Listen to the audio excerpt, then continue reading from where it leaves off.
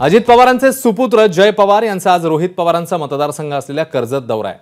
विधानसभा निवडणुकीच्या पार्श्वभूमीवर जय पवार यांच्या कर्जत दौऱ्याला महत्त्व आलंय। कर्जतचं ग्रामदैवत सद्गुरू गोदंड महाराज मंदिरात जाऊन त्यांनी दर्शन घेतले। यावेळी काही निवडक कार्यकर्ते त्यांच्या सोबत होते। मात्र जय पवार यांच्या कर्जत दौऱ्यामुळे राजकीय वर्तुळामध्ये चर्चा सुरू झाली आहे। काहीच दिवसांपूर्वी कर्जत जामखेडचे आमदार रोहित पवारांनी जे सुतोवाच केलं होतं की माझ्याही मतदारसंघात अजित पवार निवडणुकीची चाचपणी करतायत, त्या वक्तव्याला आता दुजोरा मिळतोय। तर जय पवार यांना अचानकपणे विधानसभा निवडणुकीच्या आधी कर्जत दौरा हा आता चर्चेचा विषय झालाय। आमदार रोहित पवार यांच्या मतदारसंघात जय पवार यांच्या अचानक दौऱ्यामुळे राजकीय वर्तुळात चर्चांना उधाण आलंय।